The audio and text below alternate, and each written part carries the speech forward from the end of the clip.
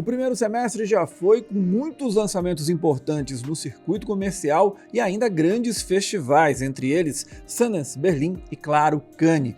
Nesse novo vídeo aqui do canal eu falo sobre o que fica para a temporada de premiações de 2026.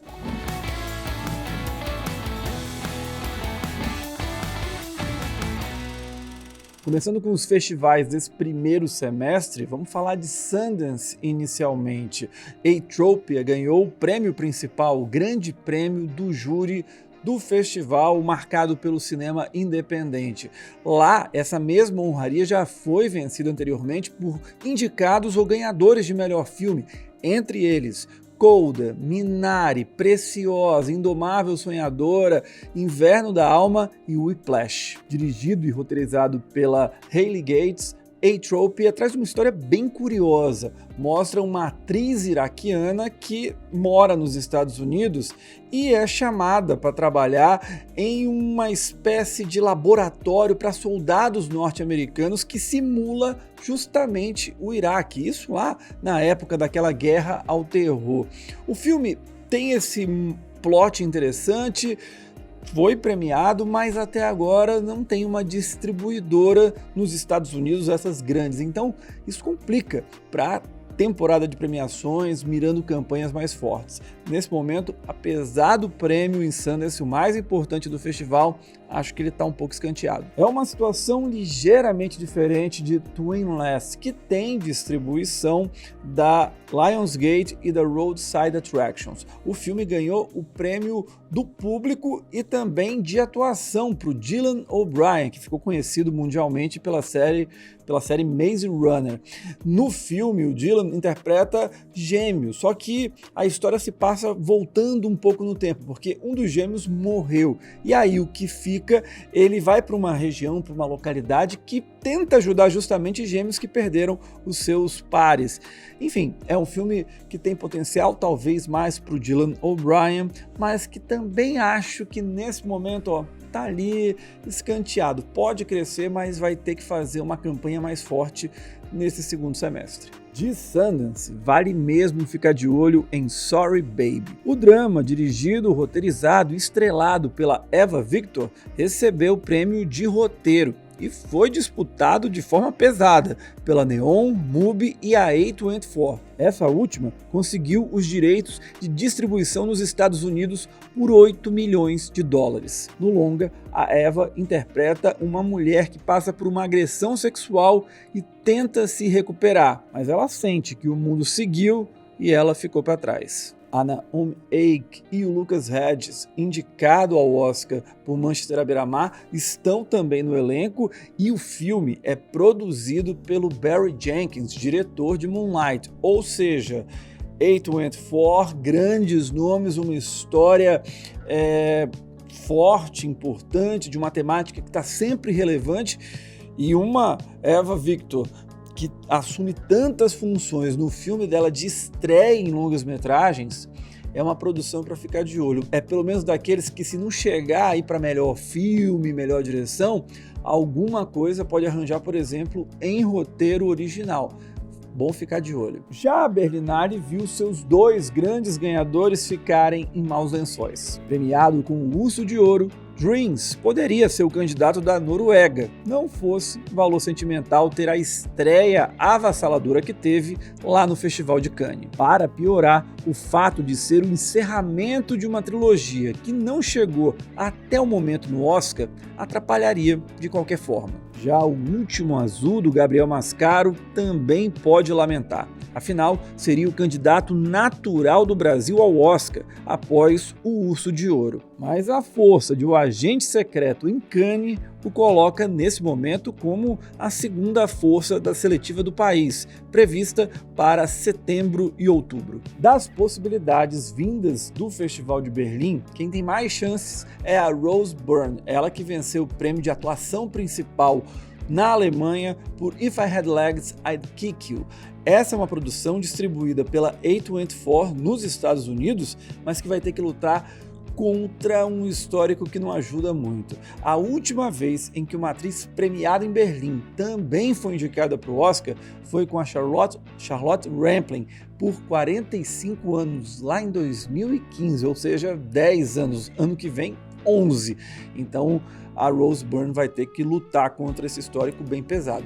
Mas se ela quiser algo que amenize esse problema, ano passado o Sebastian Stan ganhou em Berlim e quase pintou no Oscar com Um Homem Diferente. De qualquer maneira, ele acabou sendo indicado por O Aprendiz, mas ele estava no radar. Então, quem sabe, para Rose Byrne ela não consiga quebrar esse tabu que já dura aí quase uma década. E para encerrar Berlim, eu já puxo também o Festival de Cannes com o Richard Linklater. O norte-americano lançou Blue Moon na Alemanha e Nouvelle Vague na França. E foi o primeiro que chamou mais a atenção, ao ter o Ethan Hawke bastante elogiado e já no páreo de melhor ator, além do Andrew Scott, premiado na Berlinale e uma possibilidade real para coadjuvante. O longa tem distribuição da Sony Pictures Classics nos Estados Unidos. Já a homenagem ao movimento cinematográfico francês foi recebida de forma simpática, mas sem causar maiores comoções no Festival de Cannes. Nouvelle Vague, porém, foi adquirido pela Netflix e pode buscar uma recuperação nos eventos do segundo semestre, para se colocar no jogo das categorias principais. Porém, no máximo até agora, eu vejo Nouvelle Vague com chances em melhor filme internacional para beliscar uma indicação. A questão é saber se a França vai topar ser representada por um diretor norte-americano, como é o caso do Richard Linklater. Acho difícil, mas pode acontecer. Já o Josh O'Connor chegou com muita expectativa no Festival de Cannes, mas tanto The Mastermind quanto The History of Sound não bombaram, não foram, assim, não se tornaram os filmes que todo mundo imaginava que poderiam ser.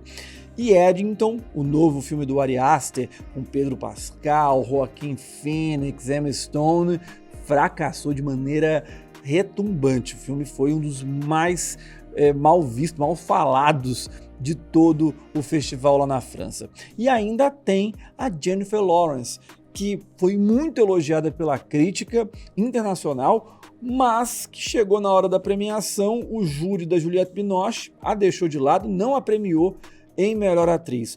A Lynne Ramsay, como eu já falei aqui algumas vezes, ela tem problemas com a academia.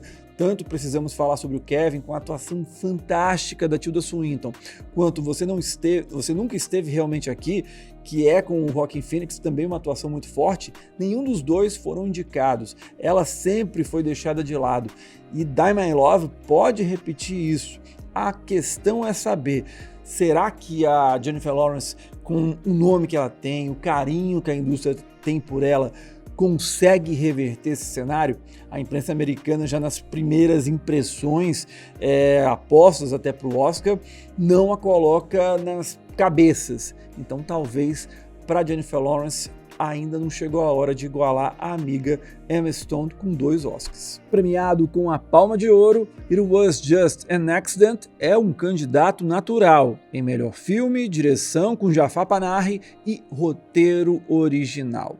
Garantido mesmo está Valor Sentimental. O provável carro-chefe da Neon deve lutar pelas vitórias na categoria máxima com o diretor Joachim Trier e roteiro original, além de ter excelentes possibilidades de surgir em ator coadjuvante com Stellan Skarsgård, melhor atriz com a Renate Reinsve e melhor atriz coadjuvante com a Ellen Fanning e a Inga Ibisdóttir Liljeas. E claro, tem o Agente Secreto. O suspense brasileiro cresceu bastante ao ser premiado 2 vezes em Cannes. A maior chance nesse momento reside no Wagner Moura e todo o prestígio dele para chegar a melhor ator. O Kleber Mendonça Filho também está no páreo e não será uma surpresa uma possível indicação à melhor direção. Com isso, pensar em melhor filme é algo mais do que possível.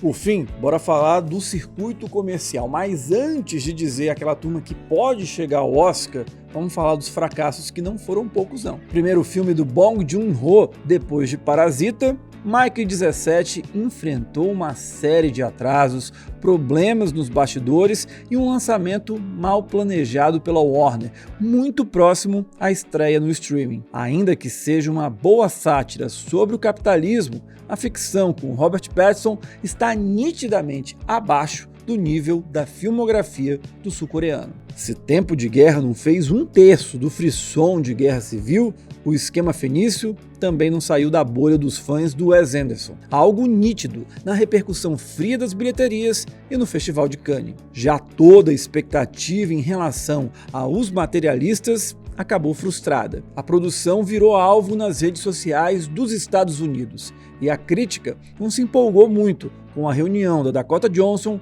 Pedro Pascal e Chris Evans. Falando ainda de fracassos, Hélio mostra muito bem a crise criativa pela qual a Pixar passa. O filme chegou nos cinemas, pouca gente notou, e eu acho que se vier uma safra boa de filmes europeus e também asiáticos, Hélio corre um grande risco de não ficar entre os finalistas de melhor animação.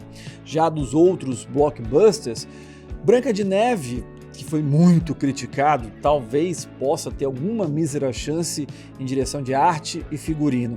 Já em efeitos visuais, tem ali algumas possibilidades para Minecraft, Thunderbolts e o remake de Como Treinar o Seu Dragão. Missão Impossível, o acerto final, foi o menos celebrado filme do Ethan Hunt dos últimos anos, o que praticamente tirou as chances do Tom Cruise repetir o que ocorrera com Top Gun Maverick. No máximo, vejo possibilidades nas categorias de som e efeitos visuais. Já F1 é aquele que se coloca na dianteira em melhor som, montagem, design de produção, efeitos visuais e em direção de fotografia. Nestas 5 categorias, eu vejo o filme favorito em pelo menos nas 3 primeiras. E essa força nas áreas técnicas permite a F1 sonhar com uma possibilidade na categoria máxima e até do Joseph Kosinski em direção. Porém, não nego que vai ser bem difícil. O filme não foi tão amado assim pela crítica e nem se bobear pelo público. Fora que tem aquela carinha de propaganda da Fórmula 1 que é impossível tirar do filme. Já A Vida de Chuck é o mistério do ano até agora. A Neon fez um lançamento tímido para o ganhador do Festival de Toronto 2025, o que levou o filme a faturar apenas 6 milhões de dólares em um mês. Se por um lado a fantasia estrelada pelo Tom Hiddleston pode crescer e se tornar aquela descoberta que cresce com o passar do tempo no modelo de Coda, por outro lado fica a dúvida se a Neon vai estar realmente disposta a investir na campanha de uma obra que pode ter deixado a temporada de premiações exata para participar acabar passando. E não há a menor sombra de dúvidas que um filme se credenciou demais para a disputa do Oscar 2026. No top 10 das bilheterias dos Estados Unidos, Pecadores é o único longa que não é continuação ou adaptação de um game ou um remake. A produção conquistou o público, a crítica e a indústria de forma arrebatadora, provocando intensos debates e uma recepção calorosa. Na minha visão, não apenas está garantido entre os 10 finalistas de melhor filme, como é muito possível fazer a academia premiar pela primeira vez um diretor negro. Também acredito que o Michael B. Jordan e o Delroy Lindo estão no páreo em atuações. A vaga em roteiro original me parece bem próxima e considero Pecadores, até o momento, favorito na categoria de melhor direção de casting. E se acontecer de One Battle After Another, o novo filme do Paul Thomas Anderson, não vingar como esperado, aí a Warner vai com tudo, vai fazer uma campanha gigantesca a favor de Pecadores. E essa questão de que é um filme de zumbi, é um filme de terror, não tem grandes chances, a academia tem preconceito, eu acho que é uma questão que está sendo diminuída com o passar do tempo. A gente teve a histórica conquista de Tudo em Todo Lugar ao Mesmo Tempo, uma produção de ficção científica completamente fora da casinha, a recente indicação de um filme extremamente pesado, de terror, gore, um body horror, que é o caso de A Substância, e eu vejo uma academia se modernizando, e fora que você ainda tem uma questão da pauta racial, a causa negra, que é muito forte e sempre vai ser ali nos Estados Unidos. E feito dessa maneira pop, elegante e capaz de chegar e atingir o público com a dimensão que o Ryan Coogler conseguiu, olha, não sei não. É uma produção que pode crescer bastante rumo ao Oscar do ano que vem.